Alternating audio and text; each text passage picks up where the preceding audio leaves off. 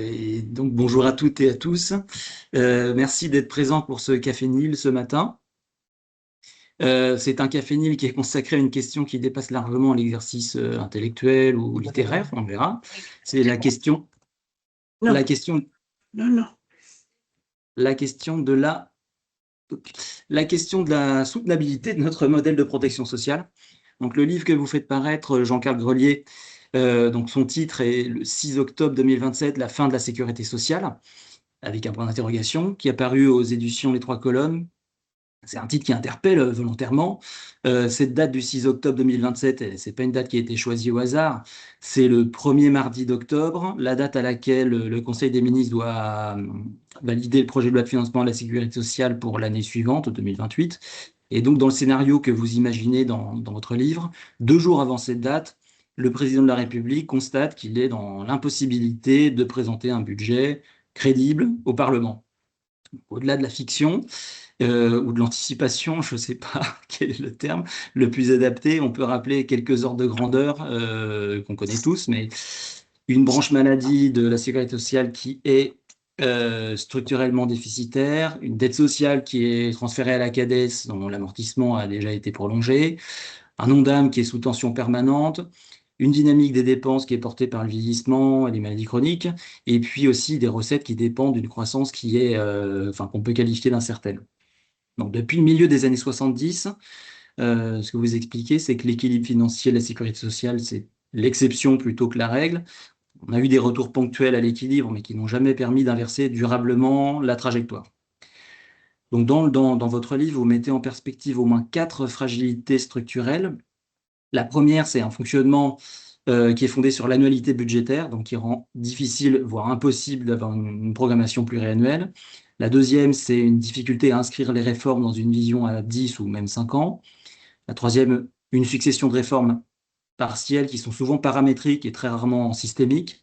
Et enfin, un pilotage qui est insuffisamment articulé entre les objectifs sanitaires ou la démographie médicale ou la soutenabilité financière du système. Alors, qu'est-ce qui se passerait si la crédibilité budgétaire du PLFSS était contestée, non pas sur son niveau de déficit, mais sur sa soutenabilité même? Et puis surtout, j'ai envie de dire, est-ce que le débat public est prêt à aborder la question soit des recettes, du panier de soins, de la gouvernance, du partage entre l'AME ou l'AMC, par exemple? Donc, toutes ces questions sont des questions qui sont importantes parce qu'elles touchent à la fois la visibilité des investissements, la stabilité des cadres conventionnels, la régulation des produits de santé, la soutenabilité des modèles assurantiels, et puis aussi plus largement la question de la crédibilité de la France au niveau européen. Donc c'est important d'avoir un débat qu'on espère lucide, à la fois sur la trajectoire de nos comptes sociaux et puis aussi sur les leviers d'action qui sont encore disponibles. Donc pour ce faire, nous avons le plaisir d'accueillir au Café Nil ce matin, de vous accueillir, Jean-Pierre Grelier. Donc vous êtes député de la Sarthe, vous êtes avocat et membre de la Commission des affaires sociales de l'Assemblée nationale, et donc l'auteur de ce livre, 6 octobre 2027, La fin de la sécurité sociale. Merci d'être avec nous pour ce Café Nil, et je vous laisse la parole. Mais écoutez, merci d'abord de votre invitation. Merci à Olivier Mariotte, à vous, Germain, et à toute l'équipe de Nil. Bienvenue dans la Sarthe, sous le soleil sartois, où je vous accueille ce matin en visio. Je siège à l'Assemblée nationale depuis 2017. J'ai voté 9 projets de loi de financement de la sécurité sociale. Et je constate depuis quelques mois que la plupart des organismes autorisés, Cour des comptes, au Conseil du financement de la protection sociale, au Conseil de l'avenir de l'assurance maladie, quelques autres organismes privés, je pense à FIPECO notamment, alertent sérieusement et alertent même avec des termes qu'on a assez rarement entendus dans la bouche d'un premier président de la Cour des comptes sur la pérennité du financement de la sécurité sociale et sur les risques majeurs qui pèsent sur notre système de protection sociale. Et j'ai été effaré ces derniers mois, ces dernières années, notamment par le fait que visiblement une partie de la classe politique refuse de regarder la situation en face. J'ai été effaré quand, au printemps de l'année dernière, Pierre Moscovici se présente devant la commission des affaires sociales de l'Assemblée nationale, vient présenter les risques dans les termes qui sont les siens sur le devenir du financement de la protection sociale. Et une fois les débats conclus, une fois qu'il a quitté la salle, la plupart de mes collègues disant « Oh, il exagère sans doute un peu le trait ». On a cette espèce de sentiment un peu curieux que la sécurité sociale, parce qu'elle est là depuis 1945, parce qu'on a fêté en 2025 50 années cumulées de déficit de la sécurité sociale, existera encore demain, n'est pas menacée dans sa survie et n'est pas menacée dans son modèle de financement. Et donc, devant cette incapacité visible de la classe politique, au moins dans une partie d'entre elles, à prendre en considération ce risque-là, j'ai voulu joindre ma voix à celle de tous ceux qui, depuis quelques mois, crient au loup. Et j'ai voulu y joindre ma voix parce qu'on approche des débats de l'élection présidentielle et que j'aimerais que pour une fois, dans cette élection présidentielle, nous puissions avoir un vrai débat autour de la sécurité sociale, autour de notre modèle social et autour de la santé des Françaises et des Français. Voilà un peu l'esprit qui m'a animé quand, à l'été dernier, j'ai pris la plume pour rédiger ce petit bouquin. Alors, vous l'avez dit très justement, il commence comme une fiction. Nous sommes dans l'introduction dans le bureau du président de la République quelques jours avant que le Conseil des ministres ne soit saisi de la loi de financement de la sécurité sociale pour 2028. Et le Premier ministre dépose sur le bureau du président de la République un épais dossier qui retrace 50 ans que je qualifie d'impéritie et d'imprévoyance qui conduisent à la situation dans laquelle nous sommes.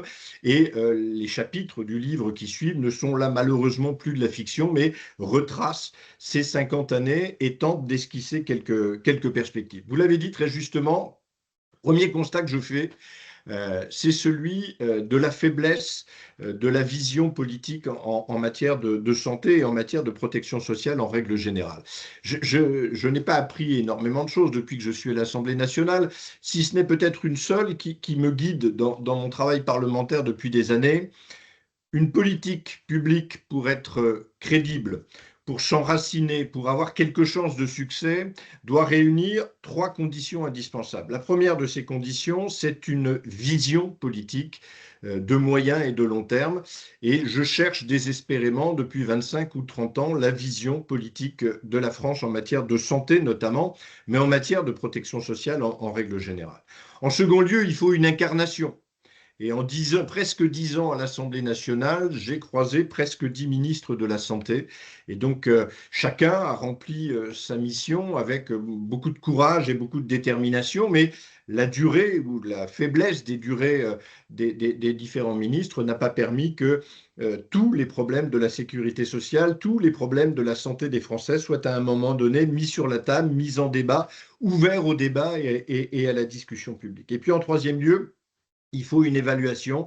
Et ce que je constate, c'est là aussi sans doute l'impéritie de cette annualité budgétaire, c'est que jamais nous n'évaluons correctement nos politiques publiques, jamais nous n'en tirons de conséquences. Et l'une des premières surprises que j'ai eues lorsque je suis arrivé à l'Assemblée, lorsque en 2017, nous avons été saisis pour la première fois de la loi de financement de la sécurité sociale pour 2018, c'est ce sentiment que chaque 1er de janvier est comme le soleil d'Austerlitz.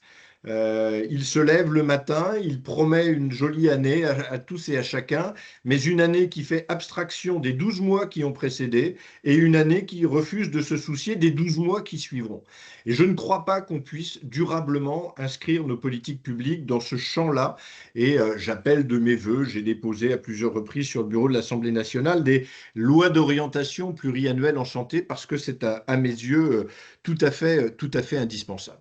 On n'a pas voulu voir depuis toutes ces années que la démographie ne jouait pas dans la bonne direction et que l'évolution démographique telle qu'elle se présente aujourd'hui et telle qu'elle sera sans doute difficile à inverser dans les années à venir, va produire des effets majeurs sur le financement de notre système de protection sociale parce que les Français vieillissent, parce qu'ils ne vieillissent pas en bonne santé, parce que la branche autonomie créée en 2020 au budget de la sécurité sociale est d'ores et déjà en déficit alors même qu'elle n'est pas montée en puissance et que nous ne sommes pas au creux de la vague.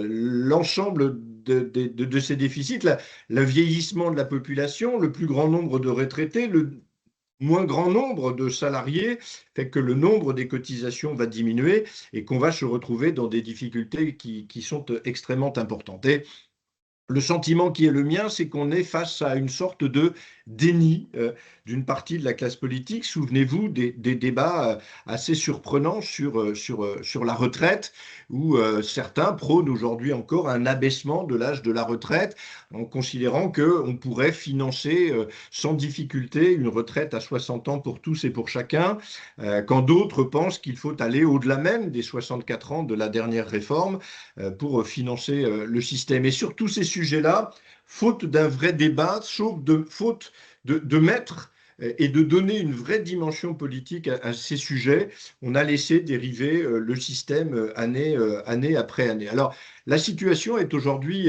effectivement dramatique. Et si j'ai eu la pudeur de mettre un point d'interrogation à mon titre sur la fin de la sécurité sociale, c'est que je veux croire qu'il y a encore des possibilités d'éviter le pire, mais chaque jour qui avance nous en rapproche malheureusement, et je n'ai pas vu, notamment dans les derniers textes budgétaires votés, que l'inversion de la tendance était inscrite dans le marbre de la loi. La situation, elle est celle-là aujourd'hui. La CADES a en stock à peu près 135 à 138 milliards d'euros. Elle est quasiment au maximum de ce qu'elle est en capacité à amortir. Et donc, depuis déjà plusieurs années, depuis 2024, il y a très peu de transferts de la dette de la sécurité sociale vers la CADES. Se posera immanquablement, le moment venu, l'idée de prolonger la durée d'amortissement de la CADES. Je ne vois pas très bien comment on pourra y échapper, mais ça fera peut-être l'objet de nos débats à venir. Dès lors que la CADES ne peut plus amortir de dettes supplémentaires de la part de la sécurité sociale, c'est l'organisme de la gestion du quotidien de la sécurité sociale qu'on appelle l'ACOSS, qui se trouve donc en première ligne. Pendant des années, l'ACOSS empruntait à court terme, 24 mois maximum, des sommes qui n'excédaient pas 15 milliards d'euros. L'autorisation d'endettement de l'ACOSS pour 2026, inscrite dans la loi de financement de la sécurité sociale, a été portée à 83 milliards d'euros. C'est dire si on est très loin et très au-delà de ce qui était l'usage habituel et de ce à quoi nous avons habitué les prêteurs de l'ACOSS. Et donc le besoin en financement de l'ACOSS va être accru et va sans doute ne pas cesser de croître dans les années qui viennent. Et puis le dernier élément qu'on oublie souvent, et qui, moi, me semble extrêmement important, c'est le transfert de TVA de la part de l'État à la sécurité sociale. Depuis maintenant un certain nombre d'années, c'est presque un tiers des recettes de TVA, de l'ordre de 57 à 60 milliards d'euros, qui sont reversés par l'État à la sécurité sociale et qui permettent à la sécurité sociale de tenir sa trésorerie jusqu'à la clôture de l'exercice. Or, en 2027, 2028, 2029, ce sont les années où, dans le budget de l'État, le poids de la dette va commencer à être tellement important qu'il est assez probable qu'à un moment donné, l'État soit contraint de garder pour lui l'intégralité de ses recettes budgétaires. Nous aurons dépassé vraisemblablement à la fin de l'exercice 2025 les 60 milliards d'euros d'intérêt de la dette, et les perspectives qui sont données de manière à peu près sérieuse et unanime par tous les organismes nous laissent présager des intérêts de la dette qui friseront les 100 milliards d'euros en 2027 pour sans doute atteindre 120 milliards d'euros en 2029. Or, quand on sera à ces chiffres-là, pour vous donner un ordre d'idée, quand on est à 60 milliards d'euros, on fait déjà de la dette presque le premier budget de la République, devant la défense nationale, devant l'éducation nationale. Et quand on sera à 100 milliards d'euros, on est évidemment au-delà de tout ce qu'on avait pu imaginer sur le plan budgétaire. Et ma crainte, c'est qu'en 2027, quand les intérêts de la dette pèseront près de 100 milliards d'euros dans le budget de l'État, que l'État ne soit contraint de garder l'intégralité de ses recettes, et notamment de ses recettes de TVA, et que dès lors viennent s'ajouter aux difficultés de la CADES et aux difficultés de l'ACOSS l'impossibilité pour l'État de soutenir la sécurité sociale à même hauteur qu'il le fait depuis maintenant quelques années. Voilà l'enjeu qui se présente devant nous, voilà ce que visiblement pas grand monde ne souhaite voir. On a eu des débats qui ont été ce qu'ils étaient compte tenu du contexte politique particulier dans lequel évolue l'Assemblée nationale sur la loi de financement de la sécurité sociale. Ces questions-là ne sont pour ainsi dire jamais venues au cœur du débat. On a raisonné en matière de création d'impôts nouveaux et supplémentaires pour assurer le financement. On a raisonné en termes d'économies ici ou là. Alors j'y reviendrai rapidement. Ces économies qui sont les mêmes que l'on tente de faire depuis 50 ans et qui ne produisent aucun des résultats que l'on en attend. Et puis on a raisonné en augmentation des cotisations, en augmentation des recettes. Mais jamais personne n'a mis le principe même du financement de la sécurité sociale sur la table. Or, on a deux mouvements qui vont se croiser. Je le disais tout à l'heure, les effets importants de la démographie. Et l'on sait que si demain, on venait à redonner à la France une vraie politique familiale et une politique plutôt nataliste, eh bien, il faudrait le temps d'une génération pour inverser la donne, c'est-à-dire 25 à 30 années. Et la question, c'est quid du fonctionnement de la protection sociale pendant ces 25 à 30 années.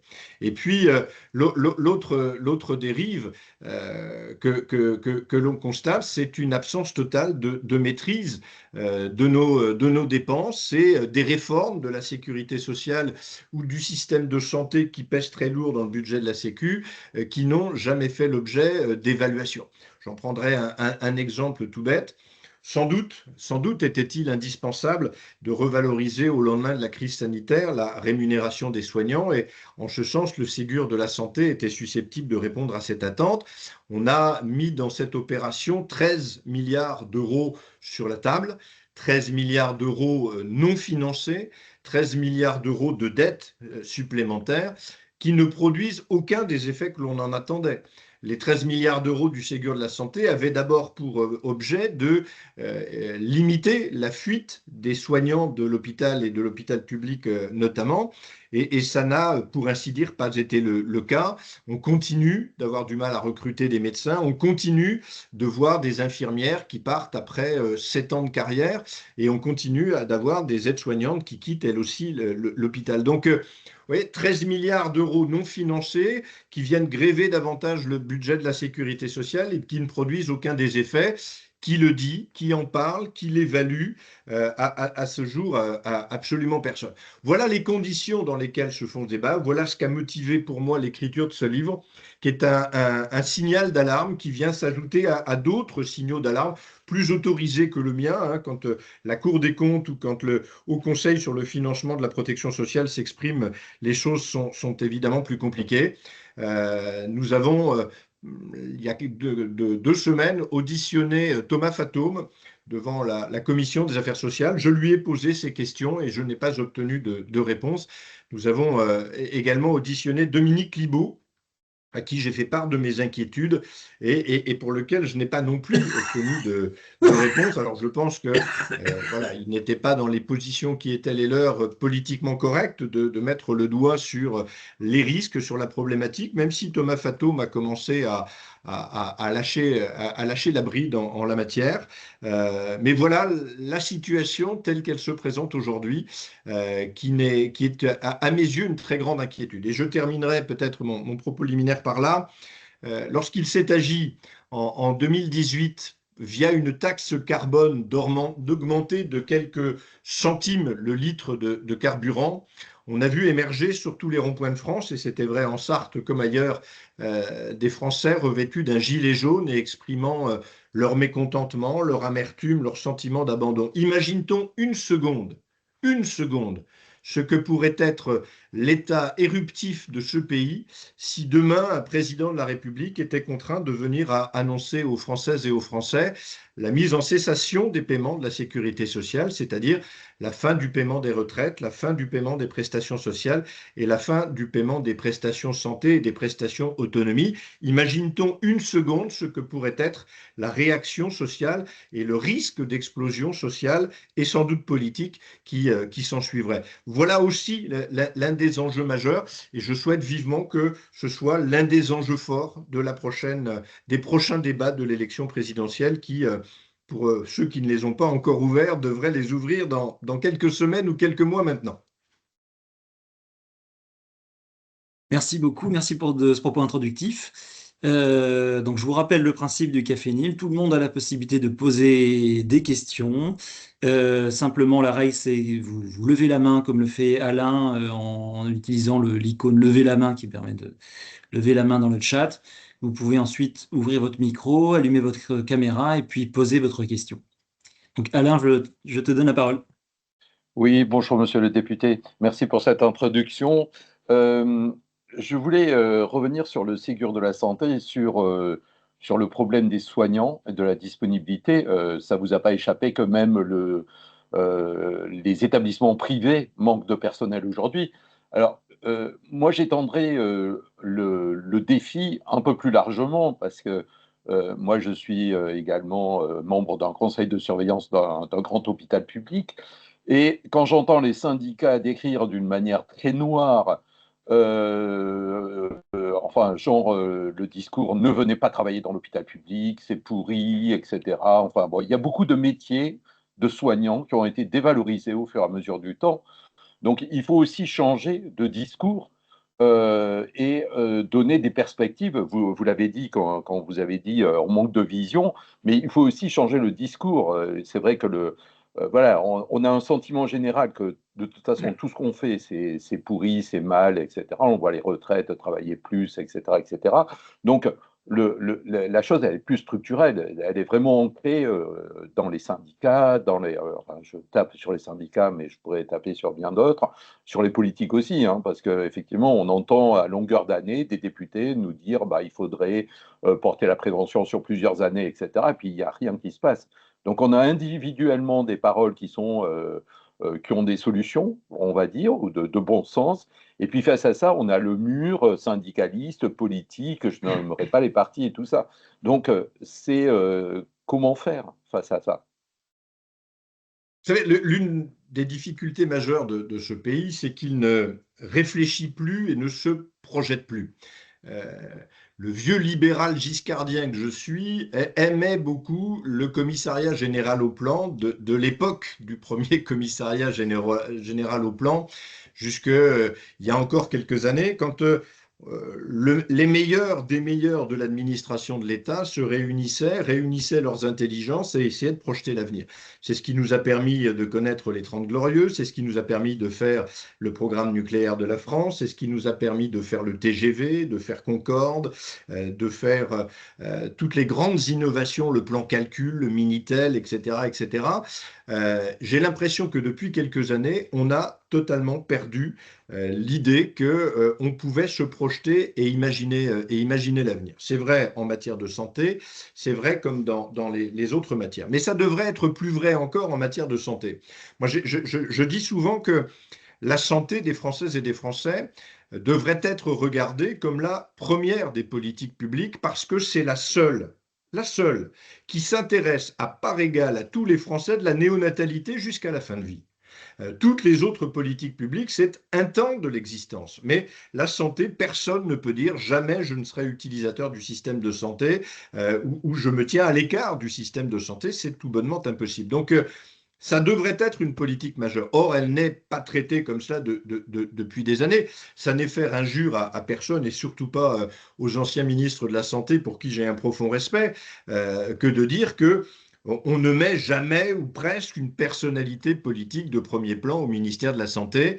Le ministère de la Santé a une vocation particulière, celle de protéger Matignon et l'Élysée en cas de crise sanitaire. Ça a été vrai du sang contaminé, ça a été vrai de la crise Covid, et ça ne sert qu'à ça. Donc depuis des années, on ne réfléchit plus en règle générale et on ne réfléchit plus en matière de santé.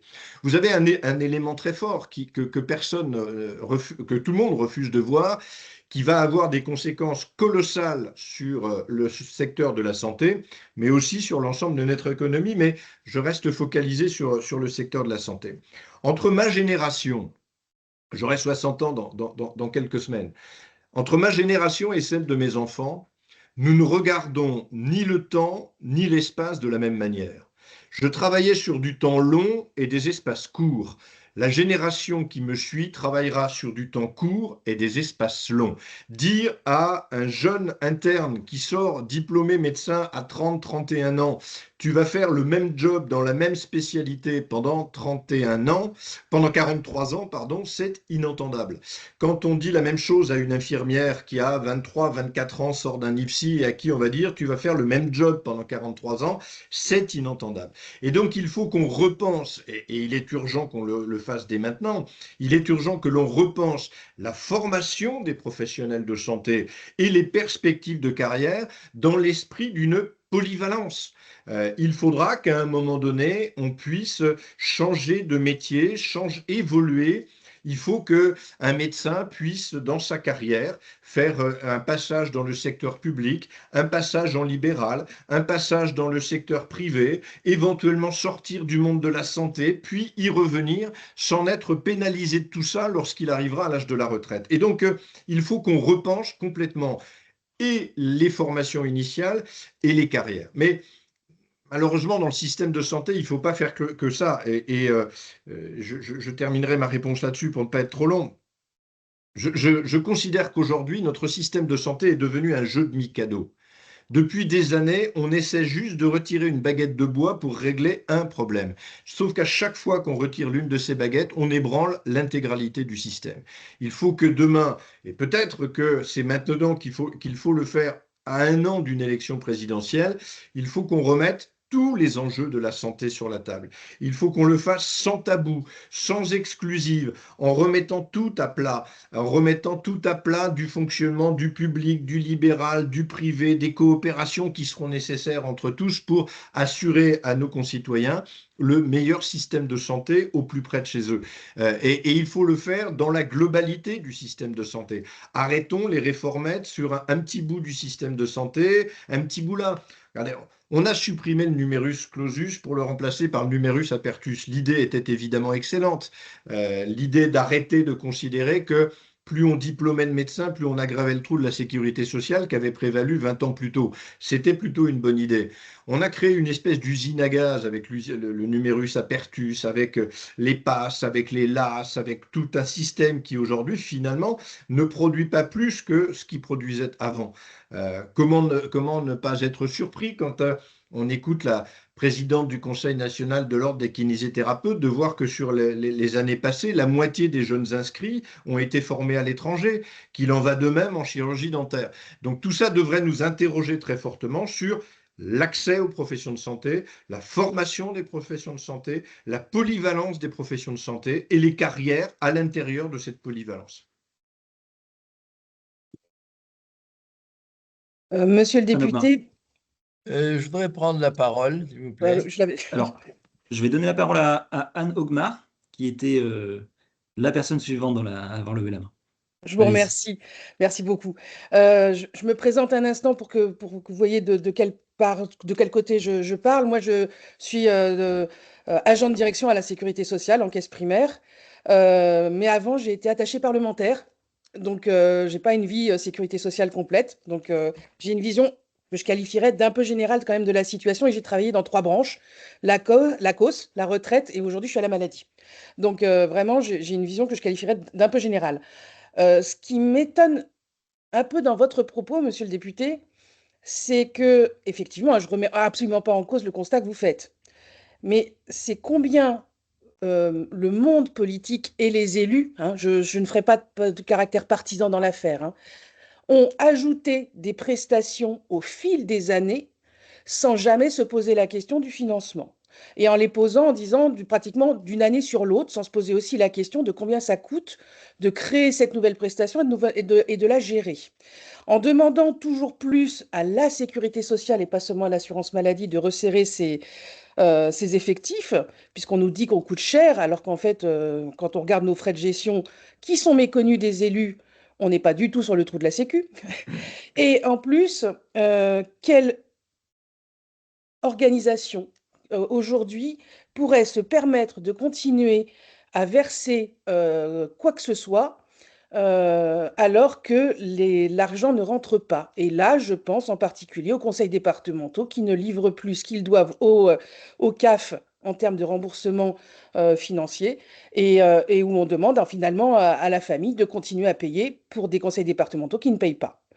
Ça n'existe pas, ça n'existe nulle part, mais c'est vrai que si on commence à le faire, on a une vraie difficulté sur l'ensemble du territoire d'équité de traitement. Ça, c'est une réalité. Et puis, ensuite, il y a quand même aussi un point, moi, que je considère comme extrêmement important, qui est qu'effectivement, la maladie est le principal élément qui aujourd'hui pèse dans les finances de la sécurité sociale. Mais par contre, je vais pas être très sympathique avec les médecins, mais ils se présentent comme libéraux. Mais quels libéraux aujourd'hui à ces cotisations sociales payées par celui qui rembourse? On n'est pas libéral quand on est salarié, quand on a des cotisations sociales payées par un organisme. Donc, dit comme ça, c'est un peu violent, mais c'est pas complètement faux. En plus, avec l'ensemble des primes qu'ils touchent en fonction des objectifs qu'on leur donne, etc., il y a quand même... Et là, moi, je me pose la question, et je méconnais, mais la vision que j'en ai du système des lenders allemands me pose question et me paraît intéressant, qui est que le conventionnement est lié à la nécessité du territoire. Si il y a des places, il y a besoin de gens en conventionné, etc., avec ces prises en charge, il y a des places de convention. Par contre, si vous voulez être sur ce territoire qui est déjà surdoté, il n'y a pas de conventionnement, donc vous êtes hors nomenclature. Bon, bah, c'est un choix. Et là, on est véritablement avec une profession libérale qui a effectivement le choix de se positionner là où elle veut. Mais par contre, l'aide, elle est en fonction du besoin. Et ça, pour moi, c'est peut-être un élément supplémentaire. Et puis, quant à la perte de sens et à la dévalorisation du travail des soignants dans leur globalité, moi, je l'ai vécu avant même d'être à la sécurité sociale au passage aux 35 heures. Ça a été extrêmement violent sur ce que je vais qualifier sans aucun mépris pour les petits salaires et les petites professions en particulier de l'hôpital, qui ont été dénigrées au dernier degré. On ne l'imagine pas dans les cités où ces familles-là, en l'occurrence souvent ces femmes-là ont été moquées dans le sens où mais tu vas bosser pour ce que je gagne en une journée. Voilà. Et ça a fait beaucoup de mal à la société en général. Voilà. Bon, c'était le propos que je voulais tenir. Je ne vais pas être plus longue parce qu'il y a d'autres personnes qui veulent prendre la parole, mais je serais ravie d'entendre votre réaction par rapport à ce que je viens d'exprimer. Rapidement, sur les 35 heures, vous savez, je pense qu'on a cassé quelque chose de profond dans la société française. Et on le voit d'ailleurs. Regardez comme on aurait dû, dans la bonne logique des choses et dans un bon discours de la méthode, on aurait dû, avant de parler des retraites, reparler du travail.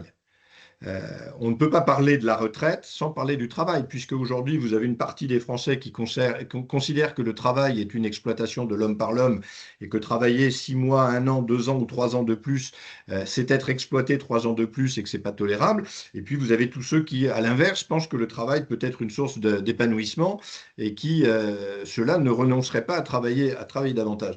Tant qu'on n'aura pas remis sur la table, là aussi, ce débat sur le travail, sur ce qu'est le travail, sur comment on le regarde aujourd'hui et comment la génération qui nous suit, qui sera aux commandes de ce pays dans quelques années, doit le regarder, on n'aura, je pense, pas fait de progrès. Mais bon, c'est un débat qui est clos depuis longtemps et malheureusement, enfin moi je fais partie de ceux qui regrettent que personne n'ait jamais eu le courage de remettre un jour à plat ces 35 heures et cette organisation du travail. Deuxième remarque que je voudrais vous faire, vous n'entendrez jamais dans ma bouche, et je ne l'ai pas écrit dans mon livre non plus, de critique à l'égard des administrations, que ce soit la sécurité sociale, que ce soit celle du ministère de la Santé. J'ai un profond respect pour tous les fonctionnaires ou agents publics qui travaillent dans ces organismes et qui gèrent au quotidien l'intégralité du système. Et si je dois déplorer quelque chose, c'est sans doute que et la sécurité sociale de son côté et le ministère de la Santé du sien ne soient pas pilotés politiquement. On a laissé à un moment donné ces administrations en déshérence, et une administration, elle ne sait que reproduire les schémas qu'elle connaît. Ce qui n'est pas un reproche quand je dis cela. C'est évidemment comme cela que les choses fonctionnent. Et si vous n'avez pas une impulsion politique donnée au plus haut niveau, les choses ne bougent pas. Est-ce qu'on n'aurait pas demain intérêt, quand je vois comment se gère par exemple l'Agirc Arrco, à redonner une vraie place au dialogue social au sein du conseil d'administration de la sécurité sociale, et redonner une vraie place à ce dialogue, mais pas qu'une place de dialogue, une place dans la gouvernance de la sécurité sociale, où aujourd'hui on a un directeur général qui est tout puissant et dont on voit parfois qu'il est même plus puissant que le ministre de la Santé. Enfin, moi, je garde un souvenir horrifié de l'époque des négociations conventionnelles où, avec les médecins, la convention achoppe, et où c'est le ministre François Braun qui prend la vague politique d'une négociation qu'il ne conduit pas lui-même. Et donc, c'est extrêmement sévère. Donc, critiquer les politiques, oui, vous avez raison.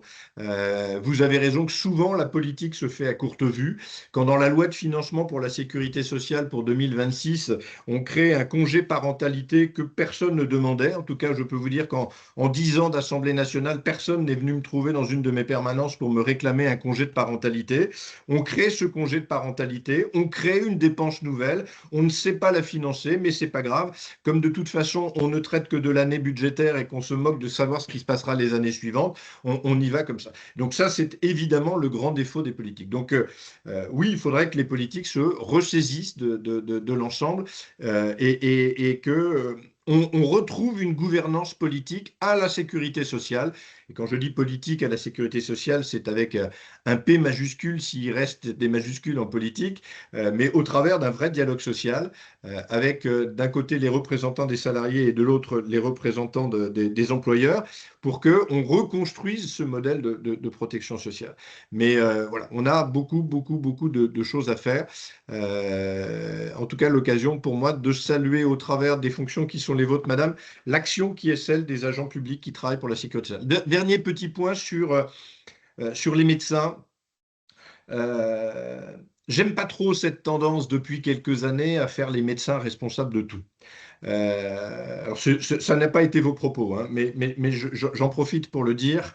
J'ai trop entendu à l'Assemblée nationale, tout est de la faute des internes qui enquiquinent le monde à pas aller vouloir s'installer là où il y a des besoins, et tout est de la faute des médecins libéraux qui travaillent beaucoup moins que la génération d'avant et qui, parce qu'ils ne prennent pas assez de patients et prennent trop de vacances, ne permettraient pas une bonne prise en charge des patients sur tous les territoires. C'est un peu trop simple, un peu trop facile. Donc, redonnons aux médecins aussi leur place. Quand on a fait certaines réformes, je pense à la première loi Rist notamment, on a un peu négligé les médecins et on a fait croire à tout le monde que demain, on pouvait aller voir sans difficulté un infirmier ou un pharmacien d'officine et que tout le monde était égal et que si certains faisaient 10 ans d'études et que d'autres n'en faisaient que 3, finalement, ce n'était pas très important. Je crois qu'il faut qu'on remette les médecins au cœur du dispositif, qu'on leur redonne la place qui leur revient. Je crois beaucoup à la jeune génération qui arrive pour discuter souvent avec les syndicats d'étudiants et les syndicats de jeunes médecins. Ils ont bien compris que demain, le monde serait beaucoup moins pyramidal et que le médecin serait au cœur d'un maillon, d'une chaîne, et qu'il serait l'un des maillons de cette chaîne, un maillon important compte tenu de sa formation, compte tenu de son niveau de compétence, mais il ne serait pas toute la chaîne à lui tout seul. Et la jeune génération, ça, l'a bien compris, l'a bien entendu, et je pense qu'on aura demain un système qui fonctionnera de manière un peu plus horizontale et que peut-être le rôle et la place des médecins en sera simplifié, y compris dans son rapport avec la sécurité sociale. Merci. Jean de Carvaz-Doué. Oui, bonjour monsieur. Jean de Carvaz-Doué, bon, je travaille à ce sujet. Je partage vos commentaires et vos indignations, et notamment pour les commentaires, la nécessité de reprendre le système. Alors écoutez, on est donc en 2027. Toute réforme de structure, et il y en a beaucoup à faire, auront mieux un effet si on générait 2 ou 3 ans après. Or, on a un déficit structurel de l'ordre de 27 milliards d'euros. Bien, où on le trouve? Parce que pour les déficits structurels, moi j'ai des idées précises, on pourrait éventuellement en parler un jour, mais pour le financement à court terme, qu'est-ce qu'on fait? Si on s'interdit, comme je pense que vous l'imaginez, d'augmenter les impôts et les taxes de toutes sortes, qu'est-ce qu'on fait? C'est une très très bonne question, monsieur de Carvajouet. Votre expertise en la matière est incomparable et la mienne bien modeste. Je pense qu'il y a quelques décisions urgentes qui sont à prendre. Parmi ces décisions, je pense qu'on n'échappera pas. C'est une question que j'ai posée à Dominique Libaud il n'y a pas très longtemps et à laquelle il n'a pas voulu répondre, mais je pense qu'on n'échappera pas à un moment donné à une prorogation de la durée d'amortissement de la CADES pour redonner un peu d'air au système, au moins dans un premier temps. Je pense qu'on n'échappera pas à des mesures qui, sans aller peut-être jusqu'à augmenter les cotisations, seraient, en tout cas je l'ai écrit noir sur blanc dans mon bouquin, serait un gel pendant au moins 2 exercices de l'ensemble des prestations servies par la sécurité sociale, parce qu'on ne peut pas aller au-delà. Et puis, il y a quelques réformes qui, sans attendre 3 ans, pourraient être mises en place assez rapidement. Je suis porteur notamment de l'idée, qui vaut ce qu'elle vaut, mais d'un fonds de défaisance de la dette des hôpitaux qui permettrait, sans créer de lignes budgétaires nouvelles et supplémentaires, de redonner 30 milliards d'euros de bouffées d'air pur à nos hôpitaux publics notamment. D'ailleurs, la réflexion mériterait d'être conduite aussi pour l'hospitalisation privée. Et puis, je crois beaucoup à un moment donné, alors là, pour le coup, il y faudra effectivement un peu de temps, je crois beaucoup à l'idée d'un parcours de soins et de la carte vitale qui devrait pouvoir être demain autre chose qu'une espèce de carte d'identité et d'adhérent à la sécurité sociale pour devenir une carte de paiement au parcours de soins. La plupart des parcours de soins ont été protocolisés par la Haute Autorité de Santé et il suffirait que demain, à chaque étape de ce parcours, on valide un paiement avec sa carte vitale, en laissant évidemment la liberté à chaque professionnel de santé, s'il le juge nécessaire par l'état de son patient, d'aller au-delà même du protocole. Il se trouve que le groupement d'intérêt économique Sésame Vital est dans la Sarthe, et donc ce sont des gens que j'ai rencontrés et que je connais bien, et que la carte vitale pourrait être extrêmement rapidement et extrêmement simplement transformée en carte de paiement au parcours de soins, si ça éviterait une partie des actes redondants et inutiles dont on sait qu'aujourd'hui elles coûtent extrêmement cher. Voilà quelques mesures rapides, me semble-t-il, mais je veux dire, en dehors d'un allongement, si on veut répondre dans les 12 mois qui viennent à la problématique, en dehors d'allonger la durée d'amortissement de la CADES, ce qui ne règle rien en soi, ce qui donne juste une bouffée d'air au système, et d'un gel total, non pas d'une, mais peut-être de 2 ou de 3 années blanches pour alléger là aussi les dépenses, je n'ai pas de moyens de court terme à proposer. Et vous n'imaginez pas de toucher au panier de soins? Alors, on peut toucher au panier de soins. Je suis porteur aussi de quelque chose qui m'a valu quelques critiques, mais je les assume pleinement. On pourrait aussi imaginer un reste à charge proportionnel aux revenus.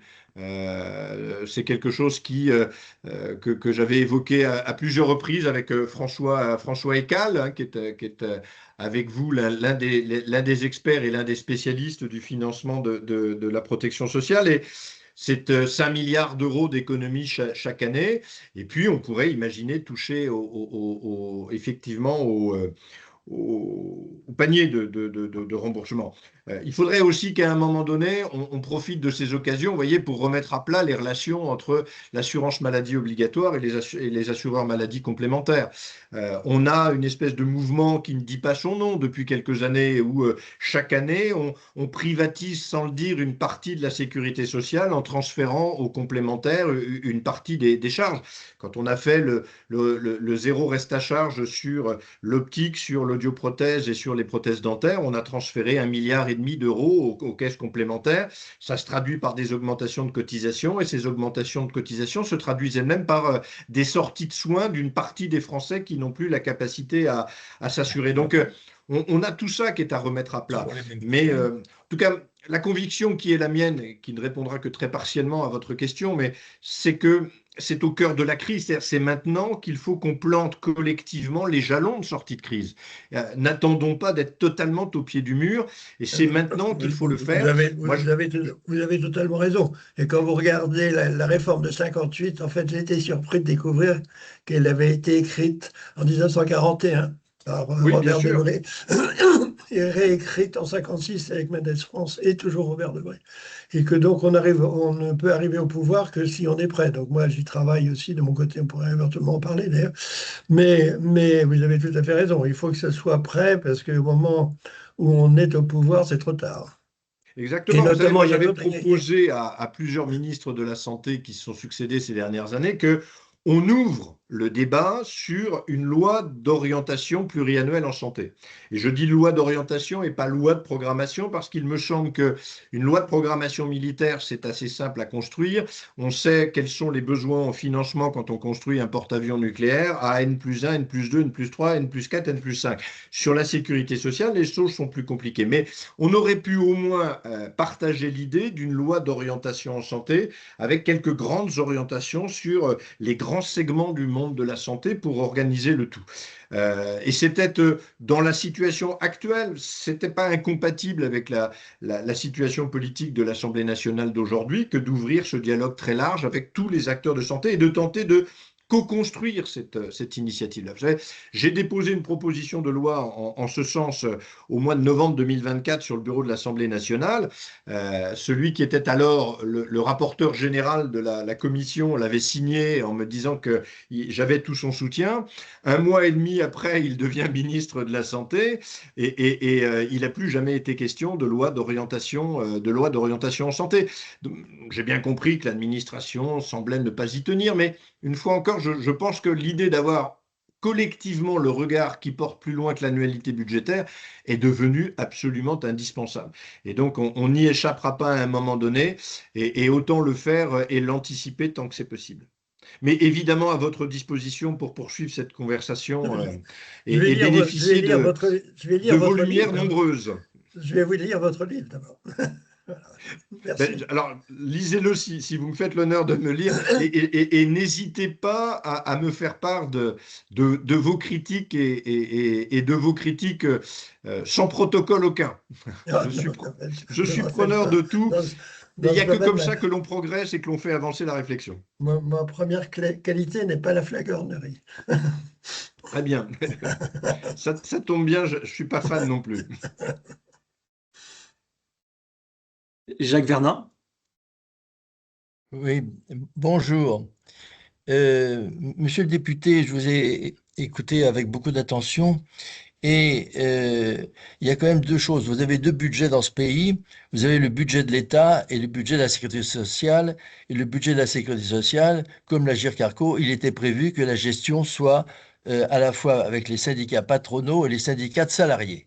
Ça, c'est un rappel. Maintenant, au niveau des fonds qui abondent la sécurité sociale, il y a un détournement de ces fonds qui ne viennent pas abonder la sécurité sociale. Il y en a pour à peu près 45 milliards, 45 et 210 millions. Je vais vous les citer. Premièrement, vous avez la taxe sur le tabac, 7,8 milliards. Sur l'alcool, 3,5 milliards. L'assurance auto, 1,6 milliard. Industrie polluante, 1,2 milliard. TVA sur la Sécu, 2 milliards. Retard de paiement pour les contrats aidés, 2,1 milliards. Retard de paiement des entreprises, 1,9 milliard. Institutions publiques, 11 milliards. Algérie, 4 milliards, qui ne paye pas ces dépenses sociales. La CRDS, 9,21 milliards, soit au total de 45,21 milliards. À cela, on oublie le coût de la CMU où il y a des gens qui en bénéficient et qui ne cotisent pas, et puis l'AME, c'est pareil. Donc il y a des détournements de fonds, euh, ou détournements, ou alors on accorde des soins à des gens qui ne cotisent même pas 1 euro, et tout ça, si vous voulez, ça plombe les comptes, parce que quand on parle d'un déficit de 27 milliards, si c'est les 45 milliards, 210 millions étaient attribués réellement à la sécurité sociale comme ils doivent l'être, eh bien, elle serait bénéficiaire et elle pourrait investir au niveau du personnel soignant des hôpitaux. Qu'en pensez-vous? Alors, l'avocat que je suis ne partagera pas complètement la terminologie et le fait que vous employez le mot de détournement de fonds qui correspond évidemment à une définition qui est d'abord une définition pénale et qui est extrêmement sévère. En revanche, le fait qu'effectivement il y ait une partie des fonds de la sécurité sociale qui ne soient pas utilisés convenablement, c'est incontestable. Comment nier que depuis des années, l'État fait payer à la sécurité sociale sa politique de l'emploi? Toutes les exonérations de charges qui, depuis la loi Veil, auraient dû être compensées à l'euro ne l'ont jamais été. Et c'est un phénomène qui est assez récurrent. Je veux dire, avant d'être parlementaire, j'ai 25 ans de mandats locaux et j'ai la chance d'avoir exercé tous les mandats de maire à président d'intercommunalité, à conseiller départemental et régional. Ce que je constate depuis 25 ou 30 ans, c'est que l'État distribue sa pauvreté. Et donc, dès que l'État est en difficulté, il a trouvé des gens pour partager sa pauvreté. Donc, on a fait gérer la politique de l'emploi par la sécurité sociale. On a fait gérer toute une politique, toute une série de politiques publiques par les collectivités locales au détriment des collectivités locales. Et on arrive en fait à cette situation aujourd'hui où on a appauvri tout le système. Aujourd'hui, la sécurité sociale est pauvre, l'État est pauvre, les collectivités locales sont pauvres. Et l'une des difficultés qu'a l'État, c'est qu'il n'a plus personne avec qui partager sa pauvreté comme il le faisait depuis 25 ans. Voilà, alors je ne sais pas s'il faut appeler tout ça des détournements, mais en tout cas, c'est des mésusages qui sont assez flagrants. Mais on en revient à la question que vous posiez au tout début, c'est-à-dire celle de la gouvernance. On aurait dû avoir une gouvernance partagée, on aurait dû avoir une gouvernance paritaire de l'ensemble de la sécurité sociale. Et moi, je ne vois pas, si vous voulez, que on ait considérablement amélioré les choses, à priver progressivement le conseil d'administration de la sécurité sociale de tout pouvoir et à renforcer considérablement ceux du directeur général. Ce qui n'est pas une critique, hein, évidemment, à l'attention des directeurs généraux qui exercent le mandat dans le cadre juridique qu'on leur a donné. Mais je pense, quand je vois ce qui se fait à la GIRC-ARCO et comment est gérée la sécurité sociale, je me dis qu'on gagnerait sûrement à renforcer à un moment donné cette gouvernance paritaire. Et puis, vraisemblablement, et là aussi, je pense que c'est l'un des méfaits de court terme de l'annualité budgétaire, vraisemblablement que les élus dont je suis, au moment où ils prennent des décisions à l'Assemblée nationale, n'ont jamais l'exacte perspective des décisions qu'ils prennent. Et donc, il y a une décision qui, à un moment donné, arrive dans l'actualité, paraît de bon sens. Tout le monde s'y engage comme un seul homme, sans mesurer les impacts sociaux, les impacts sociétaux, les impacts budgétaires et financiers de moyen et de long terme. Voilà, confère notamment les débats sur la réforme des retraites, je vous dis, et je l'évoquais tout à l'heure, y compris de la part de ceux qui pensent qu'on pourrait s'arrêter à 60 ans, peut-être même en deçà, parce que le travail serait une exploitation de l'homme par l'homme. Donc, quand vous n'avez pas de perspective, on en revient à des débats purement idéologiques et puis surtout, on en revient à des débats d'actualité, hein. Vous savez, je nomme souvent cela. Alors, vous me promettez, on est juste entre nous, on doit être que 145, donc vous ne le répéterez pas, mais C'est ce que je nomme souvent le syndrome Marlène Schiappa. C'est j'ai un problème, je fais un tweet et je crée un numéro vert et j'ai réglé le problème. Bon, ben voilà. Tant que la politique publique se cantonnera à ça, notamment en matière de protection sociale, il est clair qu'on ne réglera pas grand-chose. On peut demain créer un numéro vert pour que les Français appellent et dire tout leur mal-être face à une sécurité sociale qui est menacée, mais ça ne réglera rien à l'évidence. Bien, merci. Merci beaucoup. Alexandra Fourcade, vous pouvez allumer votre caméra et poser votre question. Oui, merci beaucoup. Merci beaucoup, monsieur le député. Merci Anil d'organiser un débat, c'est toujours de très grande qualité. Je vais juste me présenter rapidement pour vous situer d'où je parle. Donc, je suis médecin de santé publique. J'ai un parcours à la fois hospitalier au départ à l'assistance publique, puis au ministère de la Santé. Je suis maintenant élue depuis 18 ans dans une ville des Hauts-de-Seine, à la fois comme maire adjointe en charge des questions de santé et au département des Hauts-de-Seine en charge des questions d'autonomie. Donc, j'ai beaucoup apprécié votre tableau finalement sur l'état du système de sécurité sociale. Je vais me permettre d'élargir un tout petit peu la question au sujet de globalement la politique publique en matière de santé et la place que vous accordez dans vos propositions au territoire. Parce qu'on parle beaucoup des territoires, on parle beaucoup des relations entre l'État et les collectivités territoriales. Je suis d'accord avec vous que l'État partage sa pauvreté, mais on n'a absolument pas mis en avant ce qui a pu se passer de manière relativement extraordinaire pendant le Covid. Et je pense que effectivement, on a tous perçu que dans l'organisation du système de santé, il y avait des gains en termes d'efficacité et de partage finalement des responsabilités entre public, privé, décloisonnement, enfin tout ce qu'on a pu observer sur le terrain, et je pense que vous l'avez fait dans la Sarthe comme ailleurs, n'a absolument pas été capitalisé dans une réflexion de plus long terme sur comment on pourrait mieux organiser le système en peut-être organisant un partenariat responsable entre l'État et les collectivités territoriales dans un cadre contractuel à définir. Mais je suis assez frappée dans toutes les propositions qui peuvent être faites actuellement, le gouvernance de l'assurance maladie, etc., sur l'absence de réflexion sur l'organisation des relations entre l'État et les collectivités, et ce d'autant plus que le Premier ministre a annoncé une grande loi de décentralisation, auquel on a un petit peu de mal à croire vu le contexte politique, mais j'aimerais avoir votre position sur ce sujet.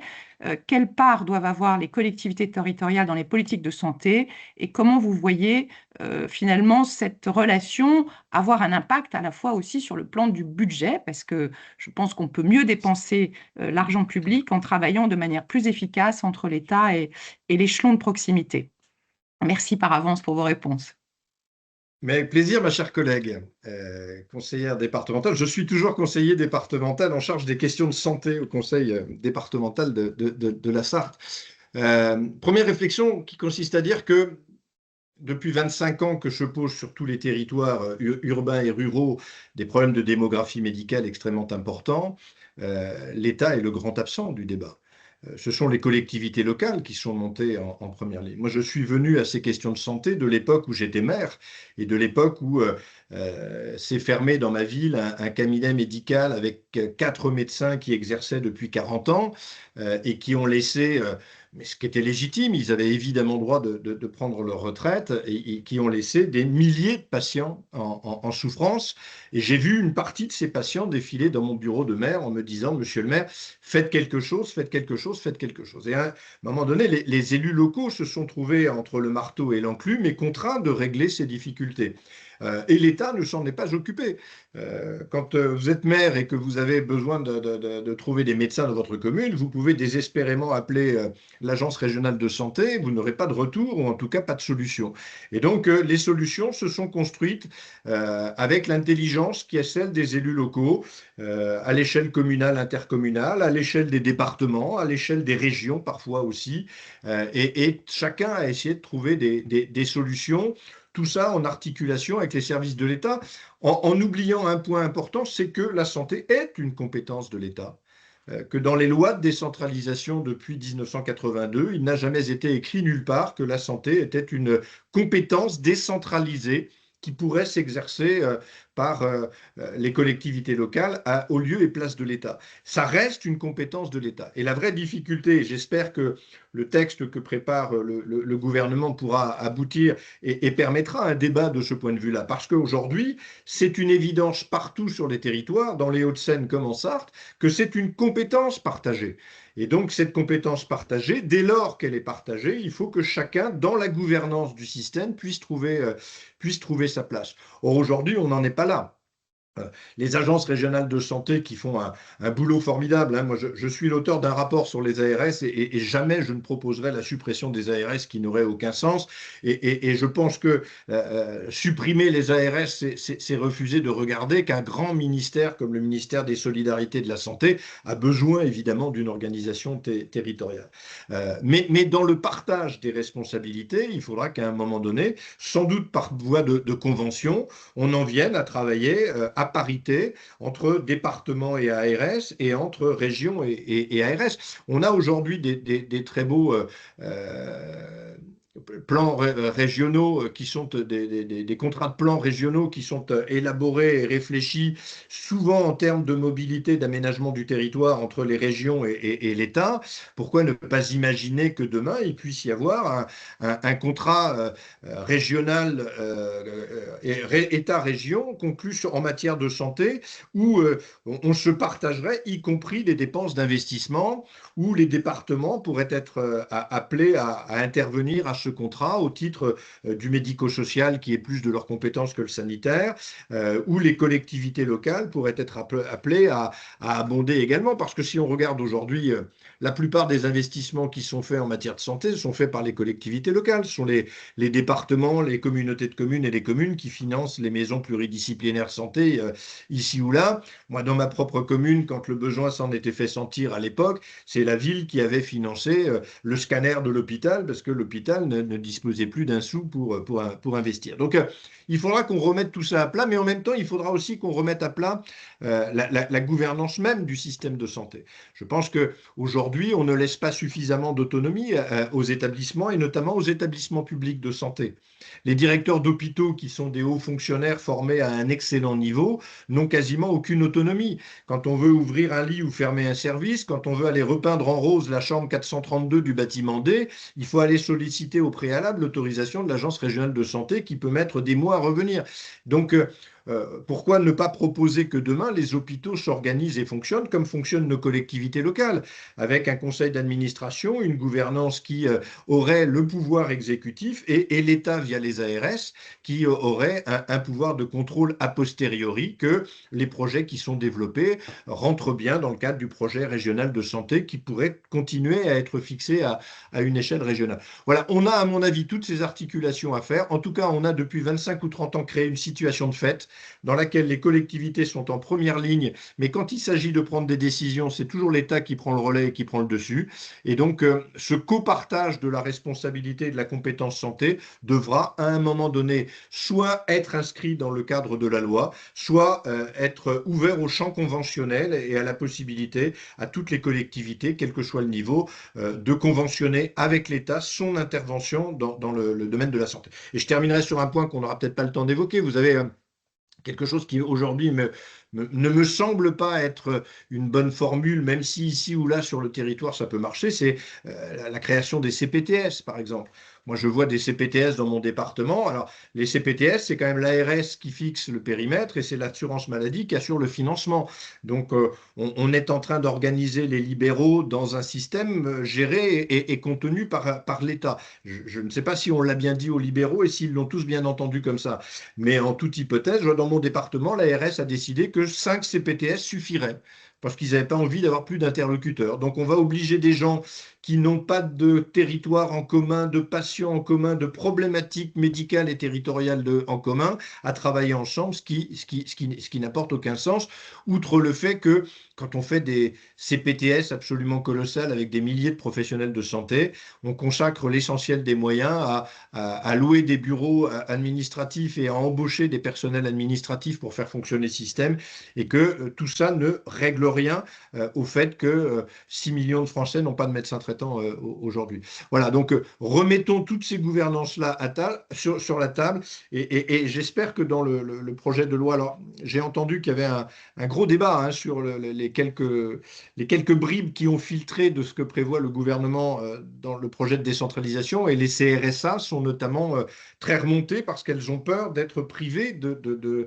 l'espace de concertation et de dialogue et de démocratie en santé qu'elles représentent au bénéfice des élus locaux. Je pense qu'on a un bon équilibre à trouver, mais c'est certain, et là-dessus je vous rejoins à 100%, les élus ne peuvent pas être que ceux qui détiennent le carnet de chèques à la fin du processus sans avoir plus de mots à dire sur la décision.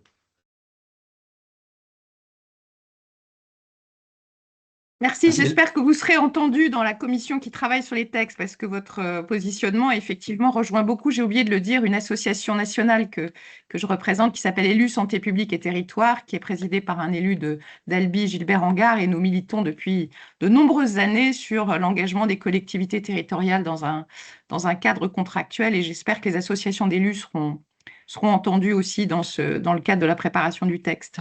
En tout cas, Merci. je reste à votre disposition et celle de votre association si vous souhaitez qu'on se voit volontiers. et qu'on poursuive ce dialogue. Merci beaucoup. Merci à vous. Laurent Pézère, je vous donne la parole. Oui, bonjour tout le monde, bonjour monsieur le député. Aussi, je vais me présenter pour savoir d'où je parle. Je parle depuis une ARS et vous aviez eu l'occasion à l'époque du rapport que vous aviez fait avec Madame Firmin-Lebaudot sur les ARS d'interroger notre DG de l'époque et j'étais présent à cet échange que vous avez eu avec eux. Et je voulais vous remercier pour les propos que vous avez tenus sur les agents des administrations publiques, quels qu'ils soient, dans ces temps difficiles. Merci à vous. Pardon, avant votre question, mais oui. Quand à un moment donné la politique faceille, et c'est peu de dire qu'elle faceille actuellement, ce qui tient la République et ce qui la fait tenir debout et continuer à fonctionner, ce sont ceux qui la gèrent au quotidien, c'est-à-dire l'ensemble des agents publics. Donc moi, jamais vous n'entendrez de critiques de ma part à l'égard des fonctionnaires et des agents publics. Je sais trop ce qu'on leur doit. Merci. Dans vos propos, vous abordez à la fois le temps court que le temps de l'urgence des financements de la sécurité sociale. Et puis finalement, le temps long avec, de ce que j'ai cru comprendre, une difficulté à se projeter sur un temps qui justement ne soit pas le temps court. Et c'est peut-être cette deuxième partie que je voulais faire quelque part de réflexion, puis vous demander si vous abordiez ça aussi dans vos réflexions. Il y a Madame Brigitte Dormont, qui est une économiste de la santé qui est connue, qui indiquait qu'il y avait un doublement des dépenses de santé toutes les générations. Donc, donc le sujet est bien devant nous, comme vous le prenez à bras le corps. Et dans les deux points qu'elle citait des effets de doublement de dépenses, il y a les habitudes générationnelles, d'une part, donc par génération, on dépense plus que la génération précédente. Souvent pour des bonnes choses, hein, c'est-à-dire qu'on a élargi le périmètre de la santé et mis devant des choses que souvent ont aidé. Je pense notamment à la santé mentale, je pense à tous les problèmes de dyslexie des enfants, les troubles de neurodéveloppement, la liste est assez longue, enfin plein de choses, plein de sujets qui n'étaient pas réellement pris en compte et qui aujourd'hui rentrent dans le champ dans le périmètre de la santé. Donc élargissement du périmètre de la santé. Et puis c'est vrai qu'aujourd'hui, lorsqu'on a un doute, on consulte, alors que c'était les générations précédentes le faisaient moins. Et puis le deuxième axe d'évolution des dépenses, c'est bien sûr les progrès techniques, hein, avec l'imagerie. Aujourd'hui, on est quand même extrêmement performant en imagerie, tout ce qui est robotique, demain intelligence artificielle, et aussi des dépenses qui sont très dynamiques liées aux médicaments. Alors, je ne sais pas ici que je vais discuter du médicament dans cette instance, bien évidemment, mais et notamment tout ce qui est médicaments innovants, nouvelles thérapeutiques, dont on sait que elles sont à la fois d'une efficacité redoutable et d'un coût redoutable aussi. Voilà. Et juste donc malgré tout, on va être pris avec ça, hein, voilà, avec ces deux éléments-là, quelle que soit l'organisation à réformer, assurément, de notre système. Et dernière réflexion, c'était pour... En fait, la sécurité sociale de 1945 a été créée, alors elle, pour le coup, sur le temps court, puisque en 1945, la première cause de mortalité, c'était les maladies infectieuses. Donc, grosso modo, c'est peut-être un peu caricatural. Quand vous tombiez malade, soit vous mouriez, soit vous guérissez. Donc, de toute façon, bon, c'est un peu rapide, mais c'était un peu ça. Or, aujourd'hui, ce qui est sûr, c'est qu'on n'est plus du tout dans cette optique-là. On est vraiment sur des prises en charge au long cours. Des maladies qui étaient mortelles sont devenues des maladies chroniques. Je pense notamment au cancer, je pense aux maladies cardiovasculaires, au diabète. Et c'est cela qu'il faut, voilà. Et ça, c'est vraiment pour moi, de ce que je vois dans les évolutions. Je travaille aussi sur l'article 51, donc on le voit aussi. On voit vraiment les enjeux sur ce temps long et comment le prendre en compte et le financer. Et dernier point, on voit aussi que ces maladies, ce sont des maladies que l'on peut éviter par la prévention et le dépistage. Voilà, et c'est souvent l'angle mort de notre système. Alors, pas l'angle mort. En fait, on parle beaucoup de prévention et de dépistage. Des choses sont faites, hein, loin de critiquer là-dessus. Par contre, c'est pas, à mon sens, il y a vraiment un changement de braquet à faire, parce que si on veut faire des économies demain, c'est de faire de la prévention aujourd'hui. Et là, on est en pleine contradiction budgétaire, puisqu'il faut investir dans la prévention, mettre des moyens supplémentaires pour avoir des économies qui, elles, sont à 10 ou 20 ans plus tard. Voilà, donc je voulais savoir comment vous voyez ces enjeux de temps long. Merci à vous.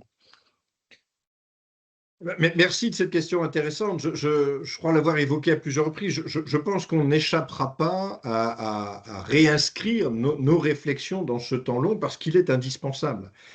Et encore que si on travaille par exemple à l'idée d'une loi de programmation ou d'orientation en santé, on travaillera sur un temps qui est un temps politique long, c'est-à-dire à 5 années, mais qui à l'échelle du monde de la santé reste un temps extrêmement court. Je pense que la première des réflexions de temps long qu'il faut que nous ayons ensemble, alors par-delà le financement évidemment, hein, par-delà même l'organisation et la gouvernance de notre système de santé, c'est celui de la prévention. On fait de la prévention en France. Ce serait mentir que de dire qu'on ne fait rien. Mais on le fait extrêmement mal. Et pourquoi le fait-on mal? Parce que la prévention, l'éducation à la santé et parfois, lorsque la maladie est survenue, l'éducation thérapeutique ne sont pas gouvernées. Aujourd'hui, il y a des milliers d'initiatives de toutes sortes qui sont prises par des milliers d'acteurs partout en France. L'assurance maladie, le ministère de la Santé, différents autres ministères, les organismes de complémentaires, on a des collectivités locales, on a aussi le monde associatif qui fait un boulot formidable en termes de prévention, sauf que rien de tout ça n'est défini, rien de tout ça n'est évalué. Et donc, ce qui fait défaut à notre système aujourd'hui, c'est ça. On a normalement Santé publique France qui devrait être chargée de ces missions de prévention, et il devrait y avoir au sein de chaque agence régionale de santé, en général un DGA chargé de la prévention. Alors, sur les organigrammes, il y en a toujours un, mais au milieu de la multitude de choses qu'ils ont à gérer, ça n'est jamais le dossier prioritaire, parce qu'il n'y a pas d'impulsion nationale de données. Santé publique France fait un travail absolument formidable en termes d'épidémiologie notamment, et on l'a vu pendant la crise sanitaire, mais il manque ce vecteur fort. Alors, on fait de la prévention comme on pense pouvoir en faire dans l'annualité budgétaire. On fait des campagnes de prévention sur le cancer du sein, sur le cancer colorectal, sur la vaccination antigrippale.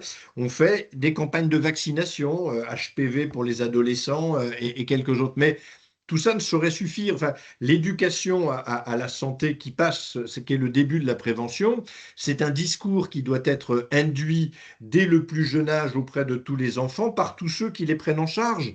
Ça va de l'école, en passant par le stade de foot le mercredi après-midi, jusqu'à la maison, et tout ça devrait pouvoir faire l'objet d'un, comment dirais-je, d'un suivi et d'un parcours dans un premier temps peut-être d'éducation, et dans un deuxième temps de prévention. Voilà. Et si on avait cela à l'échelle d'une génération, on peut imaginer que 20 ou 25 ans après, on n'aura plus cette espèce de couperet absolument incroyable qui tombe sur la tête des Françaises et des Français quand ils passent 45 ans, qui est forcément une maladie chronique qui vient s'installer et qui peut parfois être très péjorative, et qui, quand elle ne l'est pas, nécessite en tout cas des traitements au long cours. Quand vous êtes diagnostiqué avec une importante hypercholestérolémie résistante à tous les régimes à 45 ans, vous vous retrouvez placé sous statine. Et la statistique, c'est que pendant 40 ou 45 ans, vous allez manger des statines aux frais de la sécurité sociale. Et tout ça, pour partie, serait évitable si on acceptait, là aussi, d'inscrire une vraie démarche et de l'inscrire dans le temps. Alors, ça ne réglera rien de nos problèmes d'aujourd'hui du financement de la Sécu, mais ça pourrait les régler demain à terme. Parce que les Français vieillissent, mais ils ne vieillissent pas en bonne santé. Et ça, c'est assez problématique. On voit le nombre des ALD qui ne cesse de croître, avec cette difficulté d'ailleurs du système où on rentre en ALD et on n'en sort jamais. On fait rentrer 300 000 Françaises et Français en ALD chaque année et très peu sortent de ce dispositif. Or voilà, là aussi, on a des choses qui coûtent extrêmement cher et il faut que les patients soient accompagnés tout au long de leur vie et que ce discours-là soit majeur. Je pense que la première des actions longues à conduire serait sans doute celle-là. Il faut aussi que l'on travaille sur les questions de recherche. On a eu, et je le dénonce dans mon ouvrage, on a eu depuis 25 ou 30 ans une politique totalement délétère en matière de médicaments. L'idée qu'on ne fera jamais pleurer dans les chaumières avec les labos pharmaceutiques et qu'on peut leur taper dessus à coût d'1,5 milliard, 2 milliards ou 2,5 milliards d'euros par an, ça a paru normal à tout le monde depuis des années. On n'a pas vu que derrière ça, on a tué une partie de l'innovation, on a tué une partie des investissements de l'industrie du médicament en France, on a perdu en souveraineté sur des milliers de molécules. Chaque année, on évalue à près d'1 millier de molécules qui sont en rupture d'approvisionnement, avec parfois des conséquences extrêmement lourdes et pénibles pour les patients. Voilà. Donc tout ça nécessite, vous voyez, c'est en cela que j'invite à une réflexion de long terme co-construite. Vous avez parlé d'un sujet majeur qui me tient particulièrement à cœur, c'est celui de la santé mentale. La santé mentale est à mes yeux aujourd'hui un scandale sanitaire qui ne dit pas son nom, parce que ça ne fait pas de bruit, la maladie mentale, et qu'on laisse des milliers et des milliers de Français en souffrance, et les familles avec eux, et tout ça, aujourd'hui, nous coûte des sommes absolument délirantes, et c'est surtout un malheur et des bouleversements humains qui sont devenus inacceptables. Regardez, 2025, grande cause nationale, santé mentale. Qu'est-ce qui s'est fait? Alors évidemment, on en a parlé. Heureusement qu'il y a eu quelques personnalités publiques de premier plan qui ont fait connaître leurs difficultés face à la maladie mentale et qui ont contribué à casser le tabou. Mais qu'est-ce qui s'est fait depuis?